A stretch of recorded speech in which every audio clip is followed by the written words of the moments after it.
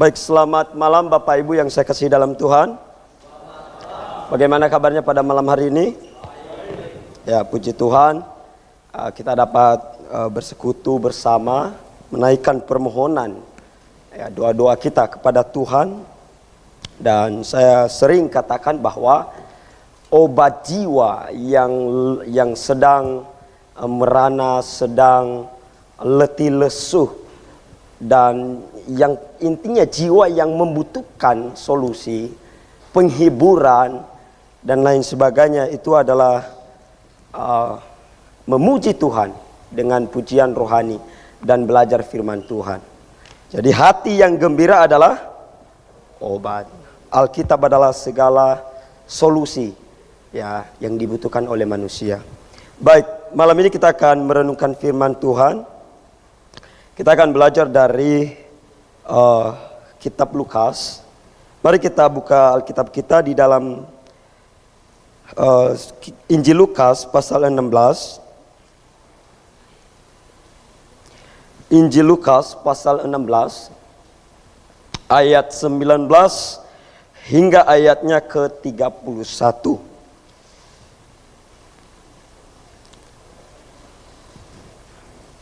Ini perlu kita pelajari karena akhir semua hidup manusia akan mengalami apa yang dikatakan Alkitab ini.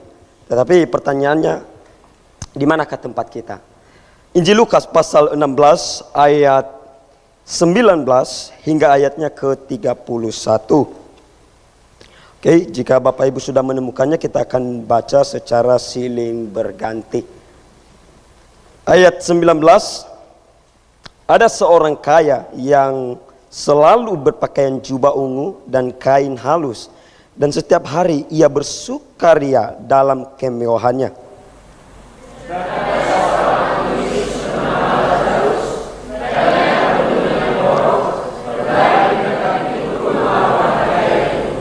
Dan ingin menghilangkan laparnya dengan apa yang jatuh dari meja orang kaya itu.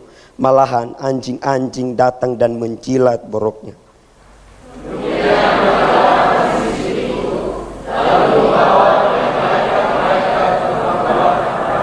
Orang kaya itu juga mati lalu dikubur, dan sementara ia menderita sengsara di dalam maut, ia memandang ke atas dan dari jauh dilihatnya lah Abraham dan Lazarus duduk di pangkuannya.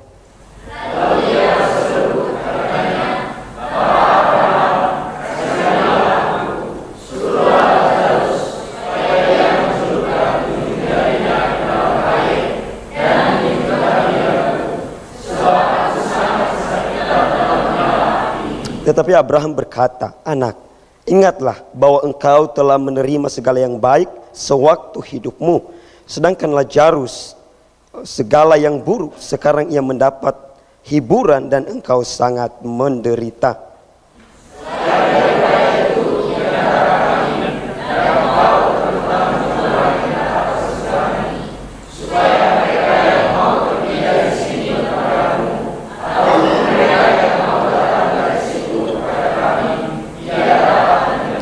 Kata orang itu, "Kalau demikian, aku minta kepadamu, Bapa, supaya engkau menyuruh dia ke rumah ayahku.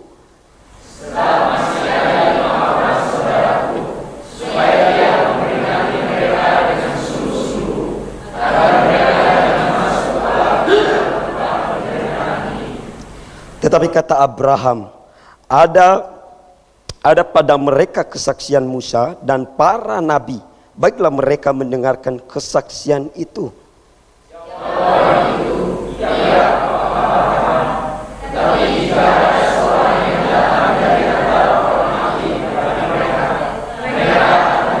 Kata Abraham kepadanya, "Jika mereka tidak mendengarkan kesaksian Musa dan para nabi, mereka tidak juga akan mau diyakinkan sekalipun oleh seorang yang dibangkitkan dari antara orang mati." Mari kita bersatu dalam doa. Bapa kami yang di sorga, malam ini Tuhan, kami sungguh bersukacita karena kami memiliki persekutuan yang indah, yang menyenangkan hati-Mu Tuhan, dan juga menguatkan iman kami. Malam ini Tuhan, malam yang sungguh indah bagi kami, di mana sebagai jemaat berkumpul Tuhan untuk berdoa, menaikkan segala pergumulan hidup, segala perihal Tuhan yang harus kami naikkan kepadamu, karena kami manusia terbatas dan Engkau adalah Allah kami yang maha kuasa. Bapa kami di sorga, sebelum kami berdoa bersama, kami mau belajar firman-Mu. Biarlah firman-Mu ini nantinya menguatkan kami, menambah wawasan kami akan kebenaran, dan iman kami makin teguh di dalam kebenaran. Hiburkan kami Tuhan dengan firman-Mu dan berkati kami. Hanya di dalam Yesus Kristus. Amin. Baik, jemaat yang saya kasihi dalam Tuhan, tema khotbah saya pada malam hari ini adalah eksistensi sorga dan neraka. Ya, jadi eksistensi sorga dan neraka. Ada banyak referensi saya coba cari, saya telusuri. Apakah pernah seorang ilmuwan, seorang siapa gitu yang menemukan tempat adanya sorga dan neraka? Saya telusuri, oh nggak ada. Dan memang benar bahwa sorga dan neraka ini adalah sesuatu yang misteri, ya, yang Tuhan tidak singkapkan secara literal kepada kita. Oh ini sorga dan ini neraka, ya, sehingga kita bisa lihat secara kasat mata. Nah, oleh karena dia misteri, ya, ada banyak kelompok yang menyerang doktrin ini. Mereka berkata bahwa, ya, misalnya ateis, ya ateis sudah skeptisme. Ya, skeptisme mereka ini menolak Allah, dan sehingga segala sesuatu yang sifatnya religius, yang sifatnya rohani itu mereka tolak, apalagi yang tidak kelihatan.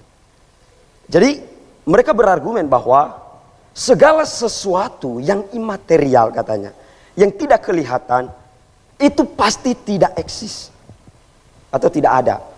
Sama artinya itu tidak ada. Jadi kalau kita tidak bisa lihat, tidak bisa raba, ya kan?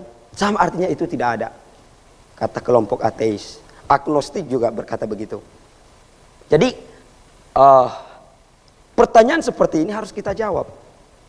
Karena kalau kita lihat doktrin sorga dan neraka ini adalah doktrin intisari di dalam kekristenan. Salah satu doktrin intisari. Kalau sorga itu adalah inti dari pengharapan orang Kristen. Kalau tidak ada sorga, apa yang kita harapkan? Ya kan?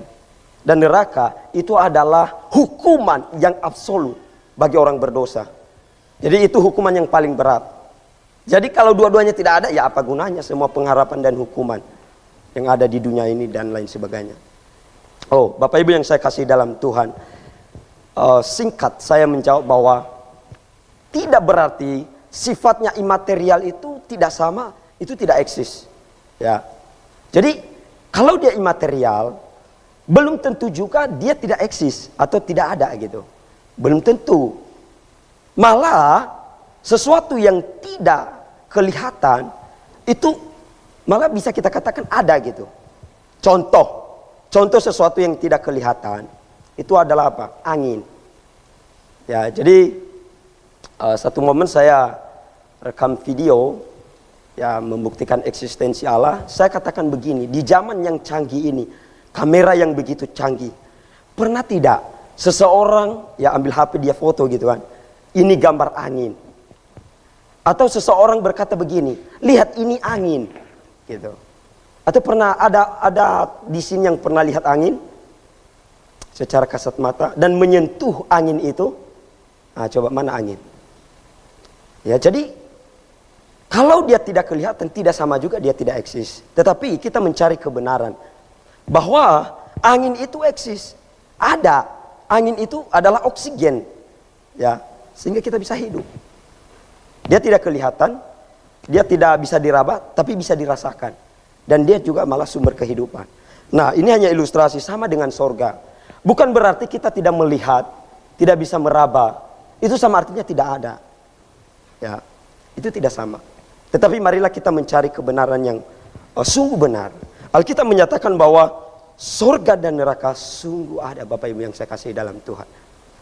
Nah, di dalam perikop Lukas, ya, pasal 16 ayat 19 ayat, ya, pasal 19 ayat 16 ayat 19 sampai 31, ini memberitahukan tentang akhir hidup manusia. Ini penting bagi kita. Dikatakan di sini Lazarus orang miskin, ya, dan ada orang kaya. Ya, kondisi manusia di muka bumi ini beda-beda. Ada yang kaya, kaya banget, miliarder kan. Ada juga yang paling miskin, sampai cari makan pun susah. Ada juga yang di tengah-tengah, ada yang sakit dan lain sebagainya. Tetapi khotbah malam ini bukan berfokus pada kondisi manusia. Saya berfokus pada akhir hidup manusia. Di mana saya mau meyakinkan kita bahwa ada pengharapan dan ada hukuman yang kekal. Oh Bapak Ibu yang saya kasihi dalam Tuhan, saya sering cari di YouTube, Facebook referensi saya ini. Jadi ada orang bertanya begini, bagaimana cara kita bisa masuk surga dan bisa masuk neraka, bisa ke neraka ya? Jadi mereka bertanya begitu karena satu pendeta ya mengakui dalam khotbahnya, ya jadi dalam mimpi ya dengan kuasa ilahi katanya, dia dibawa jalan-jalan ke surga dan dibawa jalan-jalan ke neraka. Wow, istimewa sekali ya. Apakah melalui itukah kita bisa ke surga dan ke neraka? Ya, apa pintu surga dan neraka? Apa pintunya? Dikatakan di sini bukan melalui Allah datang, ya kan, melalui mimpi dan bawa roh kita gitu kan ke surga dan neraka. Itu salah. Saya yakin orang itu tidak baca Alkitab. Ya, walaupun dia baca tapi salah menafsirkan. Tetapi yang benar apa?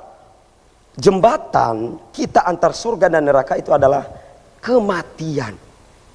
Ini perlu kita pahami. Jadi kalau ada orang bersaksi, semalam saya jalan-jalan ke surga, ya kan, ada mall di sana, ada apa di sana gitu kan, dan ke neraka, begitu ngeri, jangan percaya.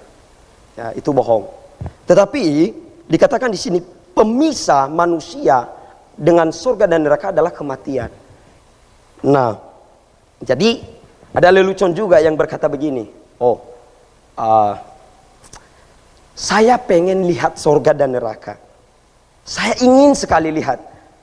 Tapi posisinya di dunia ini, dia mau lihat katanya. Nah, ini sebenarnya ini tipuan dari ateis.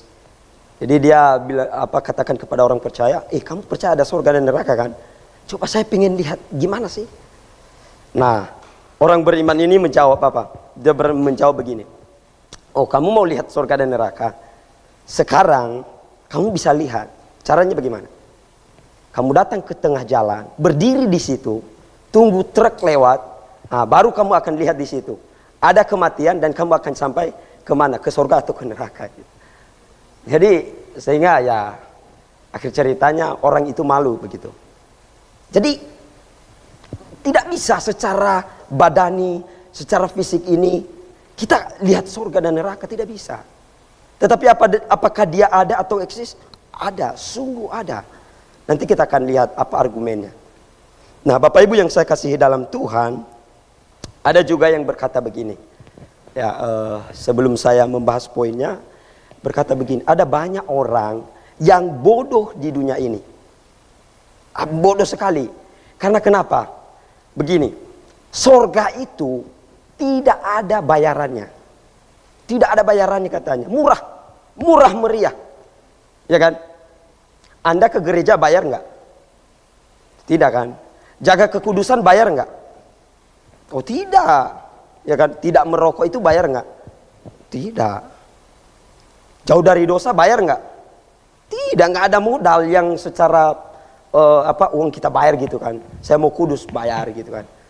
Saya mau apa bayar gitu. Nggak ada modal. Ya, jadi kehidupan surga itu nggak ada modal.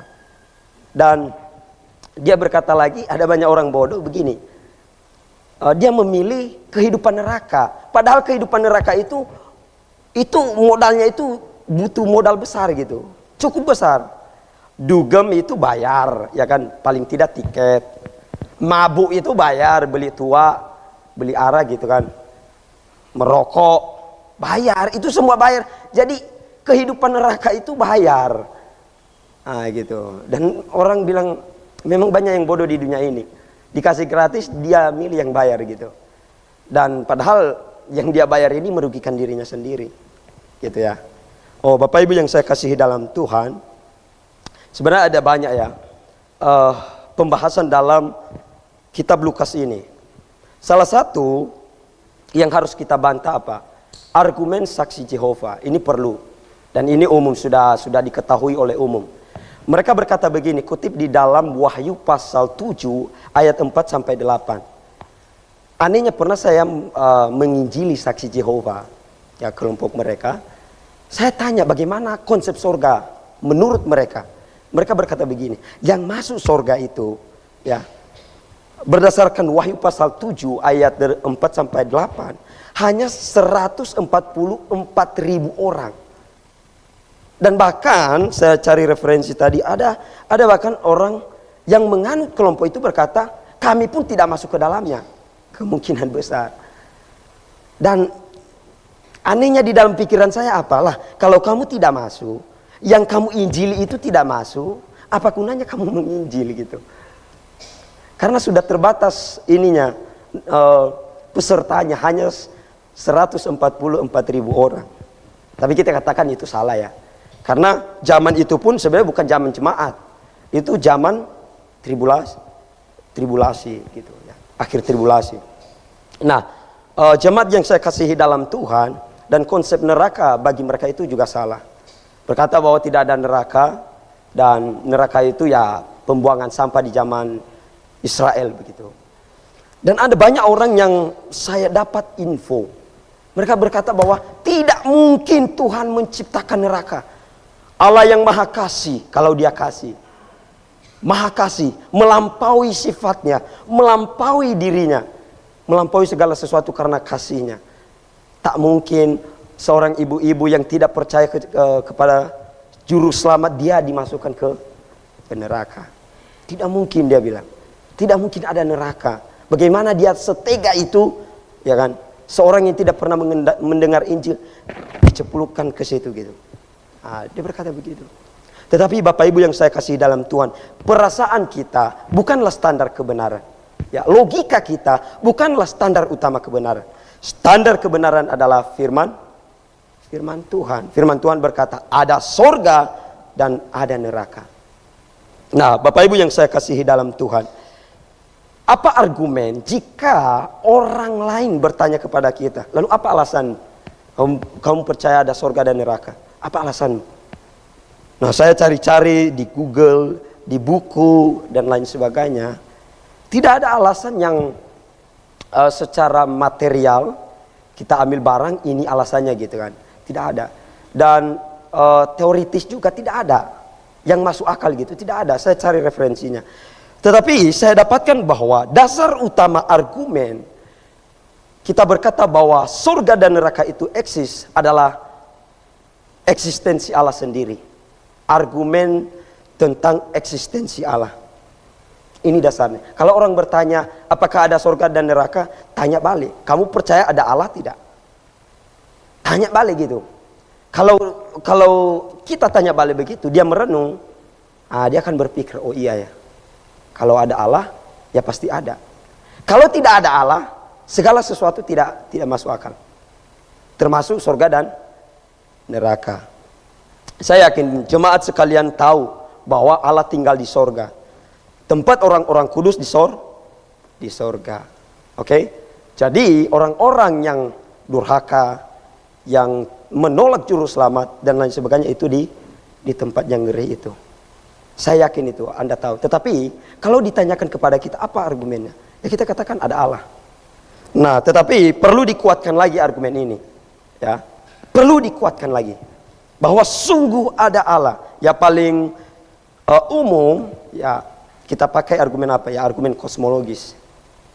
Ya, di dalam Roma pasal 1 ayat 19 sampai 20 dikatakan bahwa Allah itu tidak kelihatan, tidak bisa diraba, tetapi dalam pikiran dia nampak.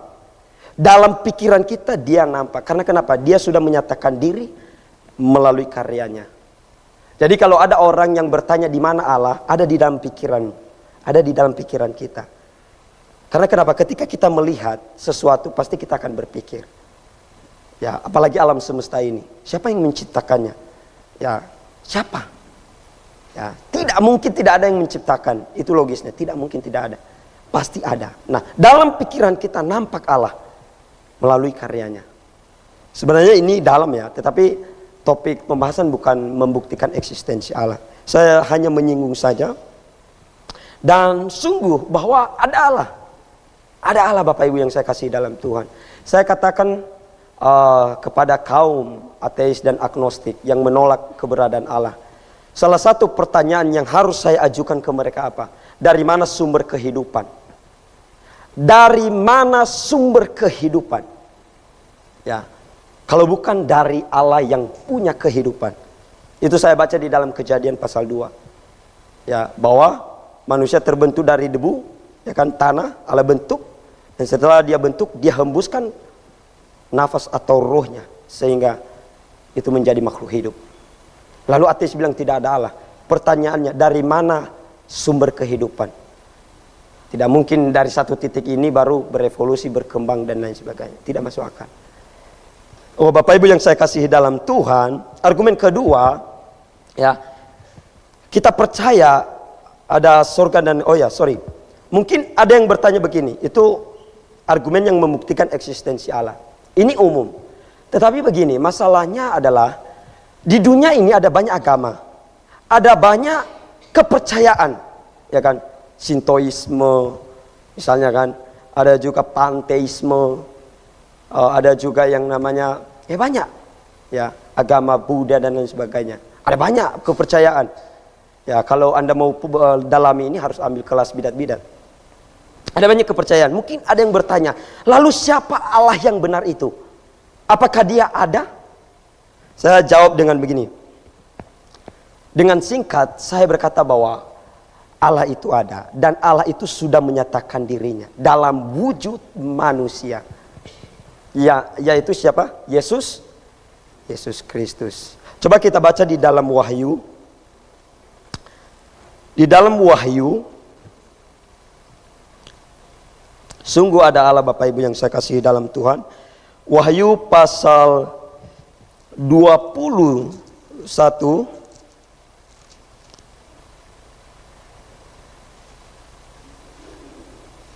ayat 6 hingga ayatnya ke-7. Wahyu pasal 21 ayat 6 hingga ayatnya ke-7. Firman-Nya lagi kepadaku, semuanya telah terjadi. Aku adalah Alfa dan Omega. Ini titel siapa? Kalau ingat di dalam Wahyu pasal 1, ini adalah titel Yesus Kristus. Alfa dan Omega, yang awal dan yang akhir. Orang yang haus akan kuberikan minum dengan cuma-cuma dari air mata air kehidupan. Barang siapa menang, ia akan memperoleh semuanya ini. Dan aku akan menjadi Allahnya, dan ia akan menjadi anak-anakku. Ini ayat, salah satu ayat yang membuktikan bahwa Yesus adalah Allah. Kata Allah di sini ya Theos, gitu. Oh Bapak Ibu yang saya kasihi dalam Tuhan, saya tahu ada banyak orang yang menolak argumen ini. Berkata yang menolak bahwa Yesus itu adalah Allah. Tetapi begini, setelah saya telusuri, setelah Yesus lahir, ya, di zaman Yesus lahir, dan dia melayani sampai dia mati, ya, sampai abad pertama, kedua, dan sampai sekarang, semua manusia sebenarnya mengakui bahwa Yesus pernah datang ke dunia. Dan mereka mengakui Yesus adalah orang yang baik, guru yang baik, ya, nabi yang baik, dan lain sebagainya. Memberikan titel hanya sebatas manusia. Tetapi kalau kita telusuri lagi, sebenarnya ada satu langkah yang harus kita ambil, ya, memberikan titel itu kepada Yesus. Apa? Yesus Kristus adalah Allah. Ya, ada banyak bukti. Salah satunya Yesus menjalani hidup Allah, ya, atau menjalani kehidupan Allah. Siapa manusia yang tidak berdosa? Semua manusia berdosa. Malaikat pun jatuh dalam dosa. Siapa pribadi yang tidak bisa berdosa? Allah. Dan dia datang ke dunia. Siapa? Yesus Kristus. Menjalani hidup sebagai Allah. Dan titel-titelnya Alfa dan Omega itu kekal. Yang awal dan yang akhir. Ya. Titel-titelnya, mujizatnya. Ya. Perkataannya. Perkataan Allah semuanya. Ada banyak argumen-argumen atau bukti yang membuktikan Yesus bahwa Yesus adalah Allah. Bapak Ibu yang saya kasihi dalam Tuhan, sungguh ada sorga dan neraka. Ya, ini harus kita aminkan terlebih dahulu karena ini penting bagi kita. Jadi kalau ada orang bertanya apa alasannya, ya ada Allah. Dan dikatakan bahwa Allah lah yang menciptakan sorga dan neraka. Kata sorga itu samayim dalam bahasa Ibrani, Yunaninya oranos. Nah, ada suatu tafsiran yang berkata samayim kan artinya langit, sama dengan oranos, langit. Mungkin Allah menciptakan sorga ini di hari pertama. Pada mulanya Allah menciptakan langit dan bumi. Mungkin gitu, karena kata langit itu ya bisa mengacu ke sorga juga. Dan kalau neraka di dalam perjanjian lama artinya Sheol atau Hades, yang tercatat di dalam Lukas ini, ya. Dan itu adalah tempat dunia orang mati, kalau diartikan. Sedangkan dalam perjanjian baru artinya Gehenna, ya, dalam bahasa Yunani. Nah, Bapak Ibu yang saya kasihi dalam Tuhan, penting bagi kita untuk memahami ini. Karena kenapa? Seperti yang saya katakan awal tadi, bahwa akhir hidup semua manusia akan menuju ke dua tempat ini. Ini pasti. Ya, memang Lazarus kaya. Lazarus miskin, tetapi yang satunya kaya. Seperti saya bilang, kondisi itu ya bukan akhir dari segala sesuatu. Yang menentukannya adalah ini. Nah, kalau kita yakin ada surga dan neraka, maka bagi kita, ya, bagi kita orang percaya harus memahami dengan benar ini. Karena kenapa? Ini akan mempengaruhi kehidupan kita. Pasti sangat mempengaruhi kehidupan kita. Dan begini, bagaimana cara supaya kita bisa pergi ke surga dan ke neraka? Ini yang kedua yang harus kita pahami. Ya, bagaimana caranya? Kalau kita percaya ada surga dan neraka, lalu pertanyaan yang kedua adalah siapa yang masuk surga dan yang masuk neraka? Kalau di Facebook, ya, saya sering baca itu. Semoga engkau tenang di sisi ini gitu, di sisi itu. Tetapi pertanyaannya, mengertikah dia apa yang dia katakan? Yakinkah dia dan pastikah bahwa sungguh dia akan ke tempat atau ke sisi Bapa yang di surga itu? Nah, pertanyaannya adalah, karena waktu, siapa yang masuk surga dan siapa yang masuk neraka? Oh, ada banyak yang berkata begini, soal ini jangan dibicarakan. Soal ini jangan dibicarakan. Tetapi Bapak Ibu yang saya kasih dalam Tuhan, kebenaran adalah kebenaran. 2 tambah 2 ya 4 gitu. Kalau ada orang bilang 5, tetap kita bilang 4. Nah, siapa yang masuk surga dan neraka? Saya tidak jawab melalui argumen saya sendiri, tetapi Alkitab. Mari kita buka di dalam Alkitab.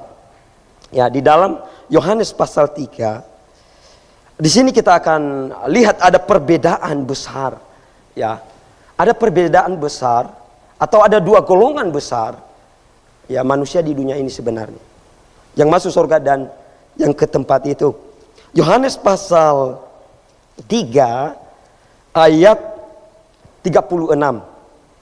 Yohanes pasal 3 ayat 36. Berbunyi begini. Barang siapa percaya kepada anak. Anak ini yang dimaksud adalah Yesus Kristus. Ia beroleh hidup yang kekal. Oke? Tetapi barang siapa tidak taat kepada anak, ia tidak akan melihat hidup, melainkan murka Allah tetap ada di atasnya. Ayat ini juga Yohanes, ya, Rasul Yohanes terapkan di dalam 1 Yohanes pasal 5 ayat 12. Ini bunyinya sama. Siapa yang tidak percaya kepada anak, ya, akan mendapat hukuman atau murka Allah. Tetapi siapa percaya akan memperoleh hidup yang kekal. Sama. Jadi Bapak Ibu yang saya kasih dalam Tuhan, dengan terus terang saya berkata bahwa Yesus Kristus adalah juru selamat. Ini benar. Saya pernah dapat satu kesempatan untuk kunjungan. Ya. Ini orang beda iman. Tetapi bagi saya, ya, siapa saja kita welcome berbagi kebenaran. Dan di situ saya sharing. Saya tanya dia dulu begitu, Pak, menurut Bapak bagaimana cara masuk surga? Bagaimana, Pak? Saya ini masih muda, Pak. lagi cari-cari itu harta karun itu. Dan dia jabarkan dengan dalam, dia berkata apa? Ya, hidup ini adalah hidup berserah. Dia berkata begitu. Dan kalau kita mau masuk surga, Dek, ya hidup saleh gitu. Beramal sebanyak-banyaknya, berbuat baik. Ya, berbuat baik. Tetapi dia kaget ketika saya bantah itu dengan argumen kontradiksi begitu. Saya bilang, tapi saya pahami beda, Pak. Karena begini, kunci seseorang masuk neraka itu adalah dosa. Ini masalah utama manusia. Setuju nggak, Pak? Setuju, dia bilang. Kalau setuju, kita lanjutkan, saya bilang. Kunci utama atau masalah utama manusia tidak bisa masuk surga, menghampiri Allah adalah dosa. Dan dikatakan bahwa upah dosa adalah neraka atau maut. Setuju nggak, Pak? Ya, setuju, dia bilang. Setuju. Nah, Bapak, saya bilang dia, Pak, saya bilang, siapa manusia yang tidak berdosa di dunia ini? Tidak ada, katanya. Binasa kita, saya bilang. Celaka kita, bahwa hidup kita ini sia-sia. Tetapi begini, Pak, saya bilang, ada pengharapan. Bapak mau dengar nggak? Mau, dia bilang.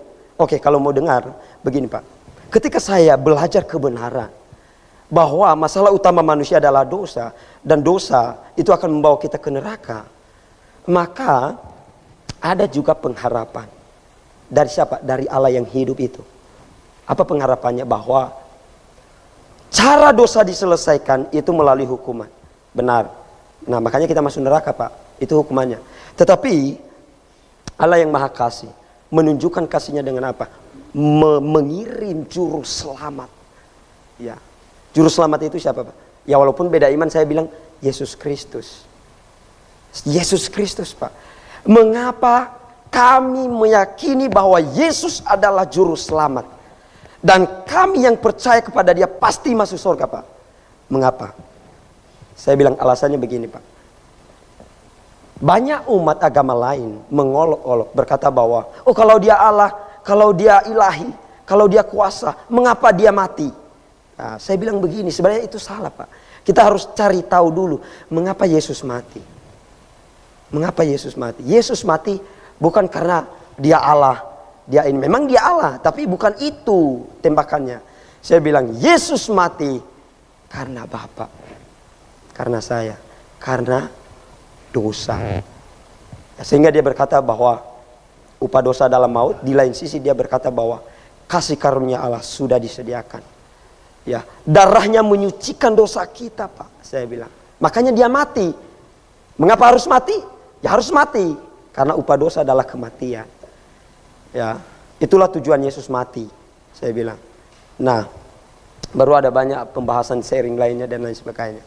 Tapi Bapak Ibu yang saya kasihi dalam Tuhan dan yang di rumah, harus yakin dengan teguh bahwa Yesus adalah juru selamat. Alasan utamanya bukan karena dia Allah, bukan, tapi karena dia mati. Mati menggantikan kita dihukumkan. Makanya kita bisa berkata apa? Pasti masuk surga, pasti masuk surga. Ini bukan slogan kosong. Ya, tetapi ini keyakinan dengan yang didasarkan pada kebenaran. Ya, bahwa Yesus sudah mati menggantikan manusia dihukum. Siapa yang percaya kepada dia pasti masuk surga. Ya, siapa yang percaya kepada dia pasti masuk surga. Allah telah menyucikan dosa kita melalui darahnya. Oh, Bapak Ibu yang saya kasihi dalam Tuhan. Jadi sungguh ada surga dan neraka. Bagi kita yang sudah diselamatkan, sudah pasti masuk surga, maka mestinya kita dalam hidup ini, kalau lagu berkata apa? Surga turun penuhi jiwaku. Jadi dalam hidup ini, ya, mestinya jiwa kita dipenuhi dengan surga. Ada satu tafsiran saya dapat, dia berkata begini. Surga itu bukan hanya di surga ada. Surga itu ada di hatimu. Ya, ada di hatimu. Dan referensinya di dalam ini, di dalam Matius pasal 5. Nah, itu referensinya. Dia pakai ayat itu semua. Bapak Ibu yang saya kasihi dalam Tuhan, jadi sungguh ada surga dan neraka. Sungguh ada Allah, itu adalah dasar argumennya. Dan Yesus Kristus adalah juru selamat. Coba kita baca sebagai ayat penutup di dalam Yesaya. Ini ayat yang sering saya pakai untuk menjawab orang-orang mabuk. Kalau orang mabuk bilang apa? Saya tidak takut sama surga, saya tidak takut sama neraka, dia bilang. Ah, ini orang mabuk ini. Tetapi saya katakan jangan begitu, Pak. Ini kebenaran. Dan saya suruh dia baca di dalam Yesaya pasal 66. Ya. Yesaya pasal 66 ayat terakhir. Yesaya pasal 66 ayat terakhir. Saya bilang, kalau Bapak tidak takut, coba baca isi nerakanya. Yesaya pasal 66 ayat 24. Kita baca secara bersama-sama. 1, 2, 3. Mereka akan keluar dan akan memandangi bangkai orang-orang yang telah memberontak kepadaku. Di situ ulat-ulatnya tidak akan mati dan apinya tidak akan padam. Maka semuanya akan menjadi kengerian bagi segala yang hidup. Ya, jadi kalau dia baca ini pasti merenung. Tetapi marilah, kalau kita sudah mengetahui konsep ini, sungguh ada surga dan neraka, giat memberitakan Injil. Ya, dan hendaklah surga itu ada di dalam kehidupan kita. Amin, Bapak Ibu.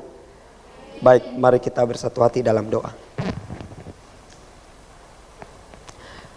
Bapa kami yang di sorga, kami bersyukur Tuhan, ada firman-Mu, ada kebenaran yang Engkau titipkan bagi kami, untuk menghibur kami, menguatkan kami Tuhan, sehingga kami dapat belajar dari kebenaran itu, dan kami semua mendapat berkat rohani. Tuhan, biarlah kebenaran yang ditaburkan sungguh mendapat hasil yang baik, dan orang-orang yang cinta kebenaran-Mu terus mengejarnya, dan hingga mereka mendapatkannya Tuhan. Sebentar kami akan berdoa bersama, Tuhan yang memimpin semua acara kami dari awal hingga akhir. Kami berdoa Tuhan hanya di dalam Yesus Kristus. Amin.